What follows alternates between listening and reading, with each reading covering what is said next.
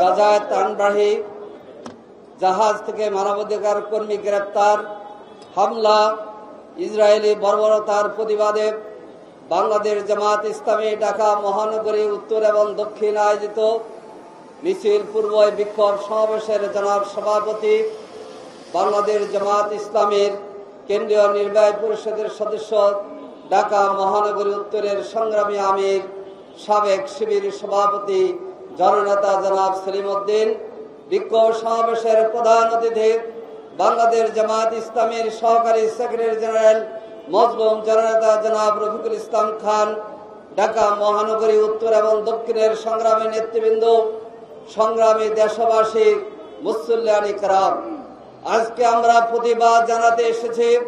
শুধু প্রতিবাদ নয়, প্রয়োজনে আমরা ফিলিস্তিনের দিকে লং মার্চ করতে বাধ্য হব। আপনারা জানেন, বিশ্বের মুসলমানদের কাছে অত্যন্ত দীক্ষিত এবং বিশ্বের মানবাধিকার পন্থী মানুষের কাছে অত্যন্ত দীক্ষিত ইসরায়েলের বর্বরতা, বিশেষ করে ফিলিস্তিনের গাজা উপত্যকায় এই পর্যন্ত 2023 সালের অক্টোবর থেকে 70,000 নারী এবং শিশু নিহত হয়েছে। অনেকে অবরুদ্ধ হয়ে আছে, তারা খাদ্য পাচ্ছে না। বাচ্চাদের ছবি দেখে আমাদের কান্না আসে।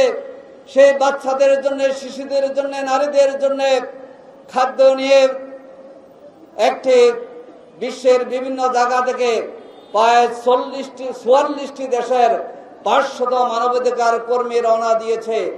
সেখানে ইসরায়েলি হায়নারা সেই সমুদ্রের নিয়ম লঙ্ঘন করে ত্রাণবাহী জাহাজকে আটক করেছে, অনেক মানবাধিকার কর্মীকে আটক করেছে।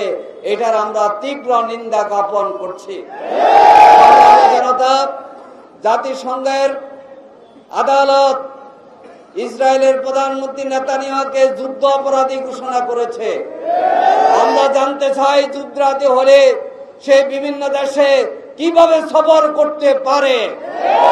আসুন, আজকে মিছিলের মাধ্যমে আমরা জানিয়ে দিতে চাই যে ফিলিস্তিনিদের সাথে আমরা আছি। আরেকটি কথা বলতে চাই, জাতিসংঘের 147টি দেশ ফিলিস্তিনকে একটি স্বাধীন দেশ হিসাবে স্বীকৃতি দিয়েছে, অথচ ইসরায়েল এটাকে কর্ণপাত না করে বিধ্বংসী প্রদর্শন করছে। আমরা মনে করি ফিলিস্তিন একটি স্বাধীন দেশ। ফিলিস্তিন এবং গাজা মুসলমানদের ঈমান এবং বিশ্বাস, সংস্কৃতির এবং মূল্যবোধের অংশ। আমাদের ঈমানের মধ্যে আল-আকসা মসজিদের প্রদীপ চলমান আছে। প্রিয় ভাই এবং বন্ধুগণ, আসুন আমরা মানবতার জন্য এবং ফিলিস্তিনের মুসলমানদের জন্য ঐক্যবদ্ধভাবে সংগ্রাম অব্যাহত রাখব। বাংলাদেশের একজন সাংবাদিক আলোকচিত্রী শহীদুল আলম এই মানবাধিকার কর্মীদের সাথে আছে। আরেকজন বাংলাদেশি মেয়ে এবং ব্রিটিশ বংশোদ্ভূত ফারিহা রুবি আক্তার, সেও আছে। আমরা মনে করি এই দুজন বাংলাদেশের মানুষদেরকে তারা উজ্জ্বল করেছে আমাদের মুখে।